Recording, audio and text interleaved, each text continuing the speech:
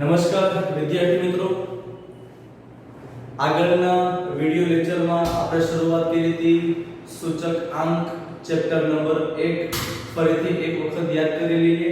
આપણે આ પ્રકરણની અંદરથી બોર્ડની પરીક્ષામાં 12 માર્ક્સનું પૂછાય છે, એટલા માટે ખૂબ જ મહત્વનું ચેપ્ટર છે. આના પહેલાના લેક્ચરમાં આપણે જોયું હતું સૂચકાંકની વ્યાખ્યા, સૂચકાંકના લક્ષણો. આ લેક્ચરમાં આપણે જોવાનું છે સૂચકાંક શોધવાની જુદી જુદી પદ્ધતિઓ. ઘણી બધી પદ્ધતિઓ છે. ફોર એક્ઝામ્પલ હું તમને ઉદાહરણ તરીકે કહું તો અચલ આધારે સૂચકાંક શોધવો, પારંપરિક આધારે સૂચકાંક શોધવો. ત્યારબાદ કેટલીક વિશિષ્ટ પદ્ધતિઓ છે જેની અંદર ભારિત સરેરાશની પદ્ધતિ છે, લાસ્પેયર, પાશે, ફિશર. આજે પાછળના ત્રણ રીત બોલ્યો એ મોસ્ટ આઈએમપી છે. 5 ગુણની અંદર ફરજિયાત એનો દાખલો પૂછાય જ. આપણે પહેલી પદ્ધતિથી શરૂઆત કરીએ, જે પદ્ધતિ છે અચલ આધારે સૂચકાંક. સૂચકાંક શોધવાની પહેલી બે રીત અચલ આધારે સૂચકાંક અને બીજી પારંપરિક આધારે સૂચકાંક. એમાં અચલ આધારે સૂચકાંક, અચલ આધાર સૂચકાંક શોધવાનું એક સૂત્ર છે ચાલુ વર્ષની ચલની કિંમત છેદમાં આધાર વર્ષની ચલની કિંમત ગુણ્યા 100.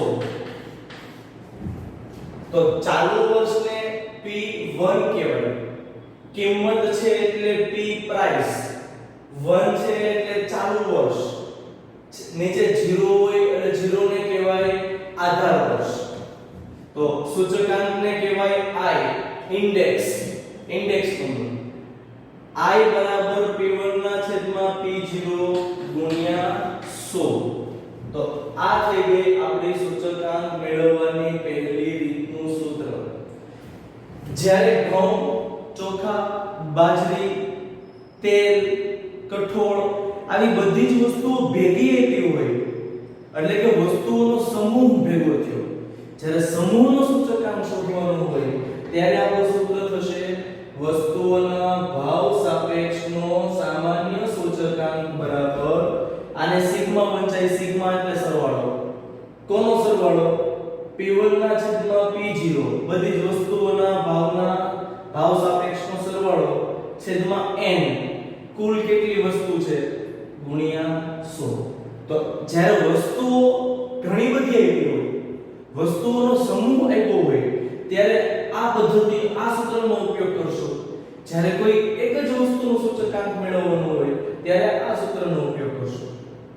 આપણે અચલ આધારે સૂચકાંકની રીતમાં એક ઉદાહરણ લઈએ. ઉદાહરણ એવું છે 2005 ને આધાર વર્ષ તરીકે લઈ વસ્તુના ભાવનો સૂચકાંક શોધો. ત્યારબાદ એક પ્રશ્ન બીજો એવો પૂછ્યો છે 2013 ના ભાવમાં થયેલો ટકાવારી વધારો જણાવો. આપણે વાત થઈ હતી ને કે ટકાવારીમાં દર્શાવવામાં આવતા મળતા માપને સૂચકાંક કહે છે. તો જુઓ, આપણને બે વસ્તુ આપી હોય, વર્ષ અને ઘઉંનો ભાવ. તો વર્ષ તો આપણને આપેલા છે ક્યાંથી ક્યાં સુધી 2005 થી લઈને 2013. હવે દરેક વર્ષે ઘઉંનો ભાવ શું રહે છે ઈ આપણે જોઈએ. તો પહેલા વર્ષે ઘઉંનો ભાવ 1650 રૂપિયા છે, ત્યારબાદ 1690 રૂપિયા છે, ત્યારબાદ 1730 રૂપિયા છે, ત્યારબાદ વધીને 1750 રૂપિયા થયા, ત્યારબાદ 1810 રૂપિયા છે, ત્યારબાદ 1850 રૂપિયા છે, ત્યારબાદ 1870 રૂપિયા છે, ત્યારબાદ 1900 રૂપિયા છે અને 2013 માં ભાવ થઈ ગયો 1950 રૂપિયા. તો જુઓ 1650 નો ભાવ કયા વર્ષમાં હતો? 2005 માં. 2013 માં કેટલો ભાવ થયો? 1950 રૂપિયા.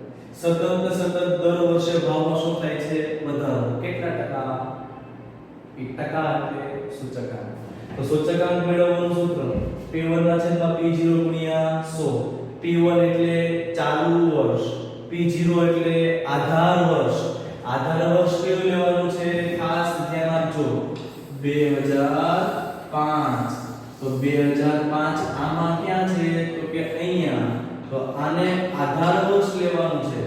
આધાર વર્ષ એટલે કે P0 લેવાનું છે. તો જુઓ 2005 માટે ચાલુ વર્ષે 2005 છે અને આધાર વર્ષે 2005 છે. તો એનું સૂચકાંક હંમેશા પહેલા વર્ષનો કેટલો આવશે 100%. એના પછી હવે જો 2006 તો 2006 એ ચાલુ વર્ષ. ચાલુ વર્ષ કેટલું છે 1690 છેદમાં આધાર વર્ષ કેટલું છે 1650 ગુણ્યા 100. એવી રીતે આ ચાલુ વર્ષ એના માટે આધાર વર્ષ. તો દરેક વર્ષ માટે 2005 છે કેવું છે આધાર વર્ષ છે. તો જુઓ 1730 ના છેદમાં 1650 ગુણ્યા 100. 1750 ના છેદમાં 1650 ગુણ્યા 100. 1810 છેદમાં 1650 ગુણ્યા 100. 1850 છેદમાં 1650 ગુણ્યા 100. 1870 ના છેદમાં 1650 ગુણ્યા 100. 1900 છેદમાં 1650 ગુણ્યા 100. 1950 છેદમાં 1650 ગુણ્યા 100. દરેકમાં જુઓ છેદમાં કેટલા લીધા 1650 1650 1650 1650. કેમ તો કે એ આધાર વર્ષ છે. આધાર વર્ષ કયું કીધું તું 2005. તો એ આધાર વર્ષ અને જે તે વર્ષ છે દરેક વર્ષે એ પોતાનું ચાલુ વર્ષ કહેવાય. હવે કઈ નથી કરવાનું, બંનેનો ભાગાકાર એને ગુણ્યા 100. આવી આપણે તો હાથમાં કેલ્સી લેવાનું. કેલ્સી લઈને ગણતરી કરવાની 1690 ગુણ્યા 100 ભાગ્યા 1650 એટલે આવશે 102.42. એના પછી 1730 ગુણ્યા 1650 1730 ગુણ્યા 100 ભાગ્યા 1650 એટલે કેટલા આવશે 104.85. એના પછી 1750 ગુણ્યા 100 ભાગ્યા 1650 એટલે કેટલા આવશે 106.06. એના પછી 1810 ગુણ્યા ભાગ્યા 1650 ગુણ્યા 100. 1810 ગુણ્યા 100 ભાગ્યા 1650 તો કેટલા એવા 109.69. એના પછી વાત કરીએ તો 1850 ભાગ્યા 1650 ગુણ્યા 100 એટલે એવા 112.12. એના પછી 1870 ગુણ્યા 100 ભાગ્યા 1650 એટલે કેટલા એવા 113.33. તમે જ્યારે આ વિડિયો જુઓ છો ત્યારે કેલ્ક્યુલેટર અને ચોપડી પાસે રાખવી જરૂરી છે તો વધારે સારું પડશે. 1900 ગુણ્યા 100 ભાગ્યા 1650 એટલે કેટલા એવા 115.15 અને છેલ્લે 1950 ગુણ્યા 100 ભાગ્યા 1650 એટલે કેટલા એવા 118.18. તો આ આપણે સૂચકાંક મેળવ્યા. જુઓ 2005 નું સૂચકાંક 100, 2006 નું સૂચકાંક 102.42. તો એમ કીધું હોય કે 2011 માં કેટલો વધારો થયો તો 2011 નો સૂચકાંક કેટલો છે 113.33. 100 કાઢી નાખો તો કેટલા વધશે 13.33% નો વધારો થયો. કોના સાપેક્ષમાં 2005 ના ભાવમાં સાપેક્ષમાં. અહીંયા આપણને પ્રશ્ન એવો પૂછ્યો છે 2013 ના ભાવમાં થયેલો ટકાવારી વધારો જણાવો. 2013 તો જો દાખલામાં 2013 ક્યાં છે 2013 નો સૂચકાંક કેટલો મળ્યો 118.18. તો અહીંયા એમ લખી શકાય 2013 ના ભાવમાં થયેલો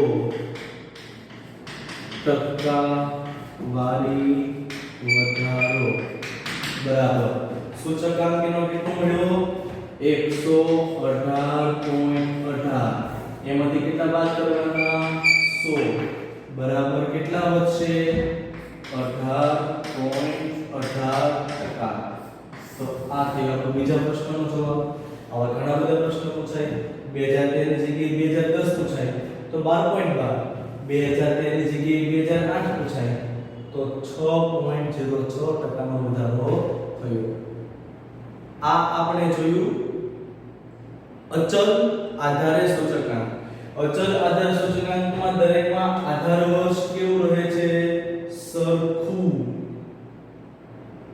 તો બીજી પદ્ધતિ કઈ છે આપણે પારંપરિક આધાર સૂચકાંક. એમાં આધાર વર્ષ સરખું રહેતું નથી. જ્યારે આપણે એ પદ્ધતિ જોઈએ ત્યારે એ દાખલો આપણે આગળ જોશું. અહીંયા જો જે સૂચકાંક આપણે મેળવ્યો એ માત્ર ને માત્ર કોનો હતો ઘઉંનો ભાવ. તો હવે આપણને ઘઉં ચોખા બાજરી એમ સમૂહ આપેલું હોય તો ત્યારે સૂચકાંક કેવી રીતે મેળવવું તેનો અભ્યાસ કરીએ. તો એના માટે આપણે એક ઉદાહરણ લઈને સમજીએ.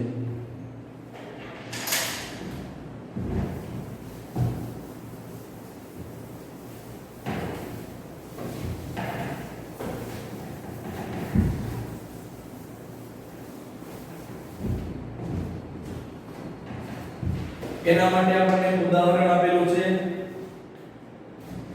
વસ્તુ અને એકમ.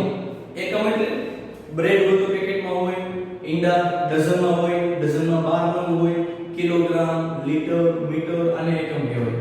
તો આપણને ટોટલ 6 વસ્તુ આપેલી છે. વસ્તુ કઈ કઈ વસ્તુ આપેલી છે તો કે બ્રેડ, ઈંડા, ઘી, दूध, चीज અને માખણ. એનો આપણને બાજુમાં એકમ આપેલો છે. બ્રેડ નો એકમ છે પેકેટ, ઈંડા નો એકમ છે ડઝન, ઘી નો એકમ છે ટીન, दूध નો એકમ છે લીટર, ચીઝ નો એકમ છે કિલોગ્રામ અને માખણનો એકમ છે કિલોગ્રામ.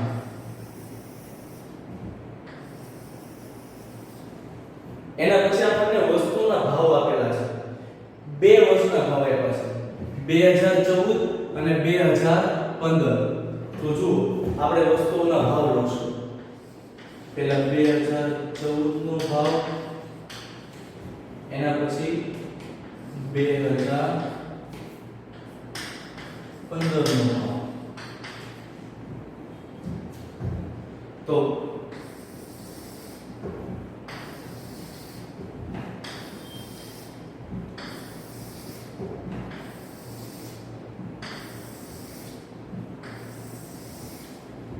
જો પહેલા 2014 નો ભાવ લખી નાખીએ.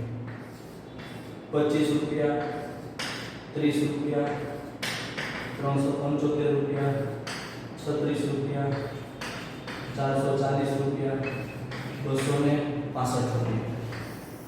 એવી રીતે આપણે 2015 નો ભાવ આપ્યો છે. 25 ના થઈ ગયા 28, આના થઈ ગયા 35, 380, આના થઈ ગયા 40, 500 રૂપિયા, 300 રૂપિયા. અહીંયા જુઓ આપણને વસ્તુ આપેલી છે, એકમ આપેલ છે 2014 અને 2015. જે જૂનું વર્ષ હોય ને એના આધાર વર્ષ તરીકે લેવાનું. તો આને કહેવાય P0, આને કહેવાય P1.